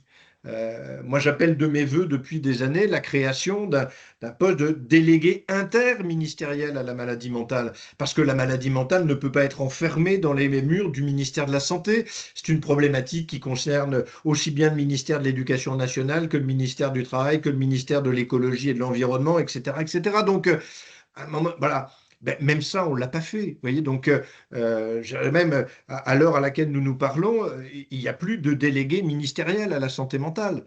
Il n'est pas remplacé et donc aujourd'hui, on n'a même plus personne à la tête de cette cause qui est absolument énorme. Donc oui, il faut qu'on inscrive tout ça dans des démarches de progrès, dans comment dirais-je, un modèle repensé, une gouvernance repensée, une organisation repensée. Je pense que vous, les agences régionales de santé, vous avez là-dessus un rôle majeur à jouer. Autant je pense que les politiques de santé doivent être des politiques nationales, autant je pense qu'il faut qu'on aille beaucoup plus loin dans leur déclinaison territoriale et c'est à vous en premier lieu que ça revient. Je sais qu'en Auvergne-Rhône-Alpes, vous avez été assez loin dans la départementalisation, dans la responsabilisation des directeurs territoriaux, etc. Et c'est assez, on l'avait d'ailleurs mis en évidence dans notre rapport, c'est assez exemplaire, mais il faudrait que ça puisse être comme ça partout. Voilà. Donc on aura besoin de tout ça, mais le temps de la santé est par nature un temps long. Je ne peux pas vous dire que c'est une politique publique qui s'intéresse à tous les Français de la néonatalité à la fin de vie, sans parler de temps long, parce qu'on souhaite effectivement que entre la néonatalité et la fin de vie, le temps soit le plus long possible, et si possible en bonne santé, là aussi le plus longtemps possible.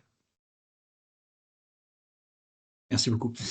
Avant de donner la parole aux deux autres personnes, je me permets juste de rebondir sur ce que vous disiez sur les produits de santé, sur l'innovation. Et en fait, on voit que Ce qui s'est passé au niveau du paysage syndical des industries du médicament est assez symptomatique en fait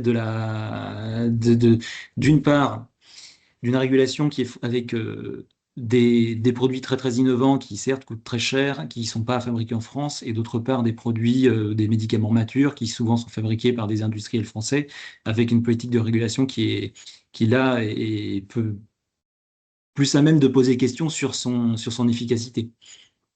Quand un laboratoire a le choix de développer une molécule en France, en Allemagne ou en Espagne, il va choisir le pays qui lui achètera sa molécule le plus cher possible et pas celui qui, par principe, fixera le tarif le plus bas. C'est une logique économique, alors on peut là-dessus en discuter à l'infini, on peut mettre de la morale dans la discussion sur le fait que certains fassent de l'argent sur le dos de la santé des Françaises et des Français. N'empêche que quand on s'est coupé, comme on l'a fait depuis des années, du monde de la recherche, du monde de l'innovation et de l'industrie du médicament comme la France l'a fait, on en paie le prix et on va continuer à en payer le prix fort. Moi, je veux dire, j'ai été alerté sur cette situation-là le jour où je suis allé visiter le centre d'oncopédiatrie de Gustave Roussy et le jour où on m'a expliqué que pour un certain nombre des enfants qui étaient là, et moi qui ne suis pas médecin, c'est évidemment extrêmement bouleversant et on ressort de là avec une charge émotionnelle très forte. Et quand l'un des professeurs m'a expliqué que pour certains de ces enfants, il existait des protocoles de soins, mais qu'ils n'étaient pas en France, et que si les parents avaient les moyens, il y avait des solutions, puis si les parents n'en avaient pas, il n'y avait pas de solution. Je me suis dit qu'un grand et beau pays comme la France ne pouvait pas accepter ça durablement. Christophe Philibert. Bonjour Monsieur le député, Christophe Philibert, Société Bebron, une entreprise familiale européenne de technologie de santé, allemande à l'origine. On fête nos 50 ans et on fête nos 50 ans avec notre premier site en France qui est Nogent-le-Rotrou, à proximité de votre circonscription, un site qu'on a fait beaucoup grandir. On a maintenant 600 salariés à Nogent-le-Rotrou. Ma question porte sur l'industrie de santé, un des acteurs importants de notre système de santé. Vous l'avez mentionné, vous avez mentionné les grands enjeux actuels que sont le niveau des prix, l'accès à l'innovation, l'accès au marché. Je ne reviens pas là-dessus. Je voudrais tirer un peu le fil de votre scénario du 6 octobre 2027. Est-ce que dans votre scénario, le modèle va jusqu'à un passage… Je suis pas seule, mais je me débrouillerai pour t'appeler. Quand tu peux. Je m'interromps une seconde, il y a un micro ouvert, je crois, derrière. Allez-y. Merci. Est-ce que dans ce scénario, on va jusqu'à un modèle de… Et je fais le scénario… de manière provocatrice, de tarification totalement libre des produits de santé, d'un rôle beaucoup plus important des assurances privées, à la fois dans la négociation des prix et dans les remboursements. Est-ce que tout ça est souhaitable ou pas? En gros, quel avenir vous voyez à la prise en charge des produits de santé, à leur tarification et à leur accès au marché demain pour les patients français? Merci. Alors, deux choses. D'abord, bon anniversaire à Bebron pour vos 50 ans. Et je vois derrière vous que le soleil de Nogent-le-Rotrou est à peu près identique à celui de la Ferté-Bernard. Nous sommes à 20 km d'écart pour ceux qui ne situeraient pas. Vous posez une vraie question qui est celle du fonctionnement de notre système. Moi, ce que je constate depuis des années, c'est qu'on est dans un système où la confiance a disparu. Et où il est absolument indispensable et nécessaire qu'on rétablisse un dialogue, mais un dialogue constructif et confiant entre les pouvoirs publics et l'ensemble des industries qui travaillent au bénéfice de la santé des Françaises et des Français. Et donc, ça veut dire qu'il faut…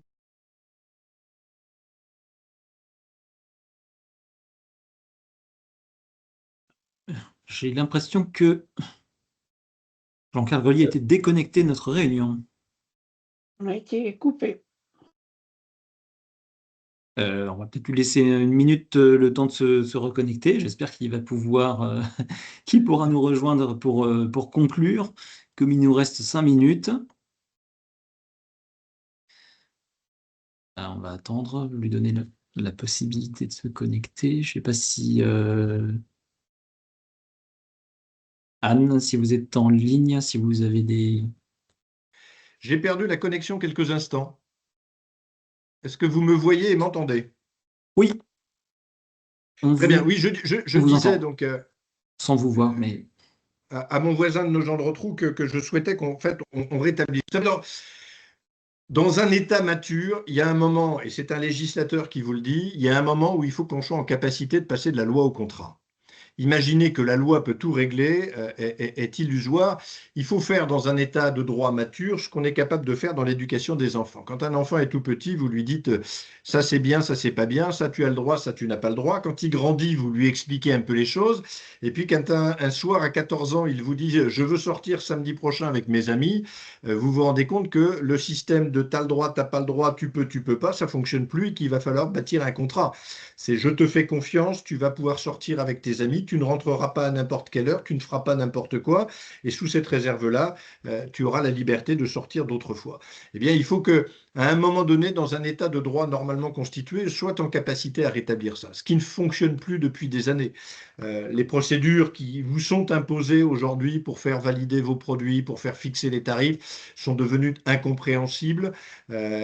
Aujourd'hui, c'est une espèce de système kafkaïen où on s'y perd entre les rôles et les missions des uns et des autres, ou sur certains produits de santé, je pense à certains médicaments, vous avez un avis, une autorisation de mise sur le marché donnée à l'échelle européenne qui est revalidée ou pas validée à l'échelle française, alors même que partout ailleurs, le droit européen a fait valoir sa primauté sur le droit français. Enfin, on a tous ces schémas-là qui, à mon avis, sont à remettre sur un pied d'égalité et sont à remettre sur la table pour reconstruire un dialogue dans la confiance. Et ce dialogue dans la confiance, il passera par le respect de la parole donnée par l'État.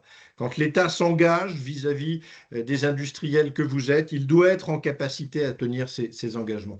Et c'est pour ça que quand j'appelle de mes voeux une loi d'orientation en santé, je pense qu'il faut que toutes les filières que vous représentez des industries de santé soient présentes autour de la table et que cette loi soit aussi co-construite avec vous pour que, que les orientations qui seront in fine arrêtées par le Parlement et par l'exécutif aient été l'objet d'une vraie concertation et d'une vraie co-construction.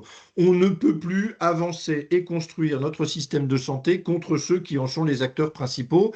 Et là aussi, je l'ai dit sur le médicament, mais c'est vrai sur l'ensemble des industries de santé, mesurons aussi ce qu'est l'impact économique sur les territoires de toutes les entreprises que vous représentez. Une entreprise de 600 salariés dans une ville de 13 000 habitants dans l'Eure-et-Loire, c'est un acteur de premier plan. En tout cas, c'est un élément clé de la bonne tenue économique et sociale d'un territoire. Et ça aussi, c'est une dimension que, par-delà les aspects budgétaires, l'État ne peut pas négliger, ne peut pas ne pas prendre en considération. Merci, monsieur le député. Alors, nous avons une dernière question, rapidement, s'il vous plaît, pour qu'on ait la possibilité de conclure à 10 heures.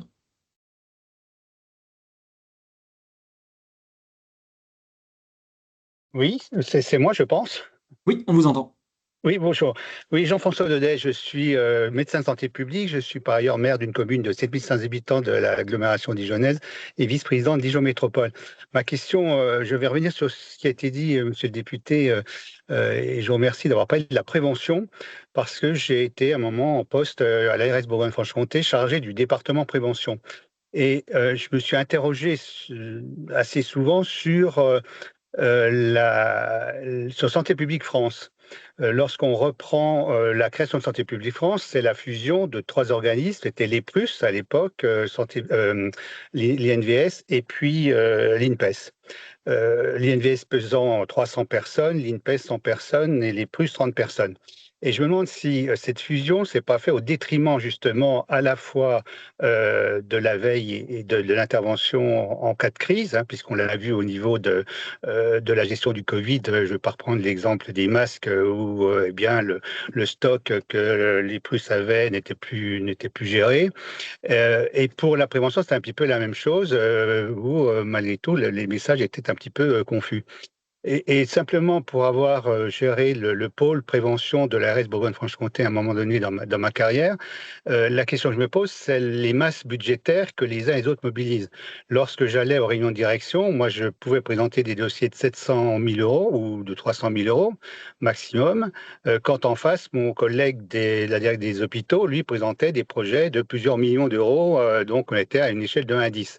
Et bien évidemment, dans les débats, lorsqu'on parle de plusieurs millions d'euros autour d'une table, ça a plus de poids que lorsqu'on amène un dossier à 300 000.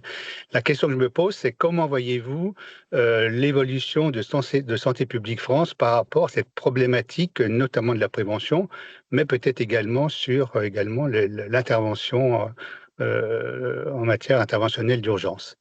Et puis, monsieur le député, je tenais, puisque je parlais à un de mes amis que vous connaissez bien, qui est Rémi Delatte, qui a siégé avec vous à l'Assemblée, qui m'a demandé de vous présenter son salut. Voilà. Ah ben, vous lui rendrez son salut et mes amitiés. Vous posez une excellente question, je l'ai évoqué à plusieurs reprises. Une politique publique, si on veut qu'elle soit efficace, il faut une vision, une incarnation, une évaluation. À ce jour, en matière de prévention à la santé, Santé publique France ne remplit pas ces conditions. Je pense que la fusion n'a pas permis à Santé publique France de devenir l'acteur majeur de la prévention et de l'éducation à la santé tel qu'on aurait dû l'imaginer et le concevoir. Et moi, je garde le souvenir d'il y a quelques années de tout cela, quand j'étais plus jeune, où les messages de l'INPES à la télévision marquaient davantage que ceux de Santé publique France. Et je ne suis pas certain, pour être très honnête et transparent avec vous, que le fait, comme il est envisagé, de retirer les campagnes de promotion de la prévention à Santé publique France soit un bon élément. Soit on confie à un acteur l'intégralité de la mission de la prévention, soit on ne le confie pas. Le problème aujourd'hui, c'est que, je le disais tout à l'heure aussi, il y a une multiplicité d'acteurs de la prévention, que rien de tout ça n'est capé, rien de tout ça n'est coordonné, rien de tout ça n'est évalué. Quand on interroge la Cour des comptes sur le montant total que l'État, tout budget confondu, consacrerait à la prévention, on a une construction budgétaire un peu empirique qui nous dit on serait aux alentours de 6 milliards d'euros, mais on est incapable de le lire ligne à ligne.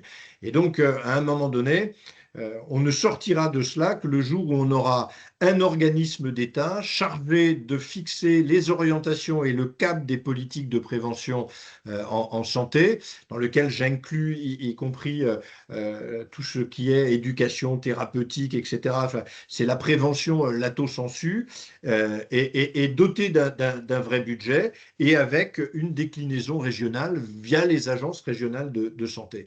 Moi, je veux que quand la Ligue contre le cancer va à Dijon ou dans la Sarthe faire une opération de sensibilisation au dépistage du cancer du sein ou au dépistage du cancer colorectal, ça fasse l'objet d'une évaluation, qu'on soit capable de vérifier derrière quels sont les patients qui ont effectivement ou pas été faire derrière un test de dépistage pour savoir si ces opérations-là gardent leur pertinence ou comment on pourrait en améliorer la pertinence. Il faut qu'on arrive à coordonner toutes ces initiatives, toutes ces actions. Je vois de plus en plus d'assureurs complémentaires qui s'engagent dans cette voie-là aussi. Et là aussi, le fonds sans rapport avec ce que fait l'État de son côté et sans évaluation non plus. Donc, à un moment donné, c'est la gouvernance même de la prévention, qui est, je l'ai expliqué tout à l'heure à l'un des autres intervenants, est un enjeu majeur du devenir de notre système de santé et du devenir de notre système de protection sociale dans son financement. C'est un enjeu majeur qui devra être regardé comme tel et doté comme tel. On en a quelques-uns comme ça. Je pense à la prévention, je pense à la santé des femmes, je pense à la santé mentale, dont on n'échappera pas à une vraie gouvernance indépendante, portée à une échelle interministérielle et transversale et qui permettent de donner de vraies impulsions qui se déclinent ensuite sur les territoires via les acteurs locaux et sous l'autorité des agences régionales de santé. C'est absolument indispensable. On arrive à la fin du Café Nil. Est-ce que vous voulez dire un mot de conclusion, peut-être ? D'abord, je remercie chacune et chacun d'entre vous d'être resté si longtemps et d'avoir porter un peu d'intérêt à ce que je peux écrire et ce que je peux dire. C'est-à-dire que la sécurité sociale, c'est aujourd'hui un bien que nous avons en commun et en partage. Elle appartient à personne en particulier, mais à tout le monde collectivement. C'est aujourd'hui un bel outil qui nécessite sans doute d'être modernisé, remis au goût de l'époque, mais qui ne peut pas être condamné dans son ensemble. Et la faillite de la sécurité sociale serait d'abord la faillite de la France, la faillite des Françaises et des Français. Et nous devons tous, chacun au niveau auquel nous évoluons, chacun en qualité d'acteur de ce monde de la santé, veiller à ce que demain, la sécurité sociale devienne un vrai débat de l'élection présidentielle et que tous ensemble, nous nous garantissions sa pérennité et son succès dans les années qui viennent. Merci en tout cas à toute l'équipe de NIL pour cette belle organisation. Merci à vous d'avoir répondu à notre invitation. Et puis, bonne journée à tous et à bientôt. À bientôt. Au revoir.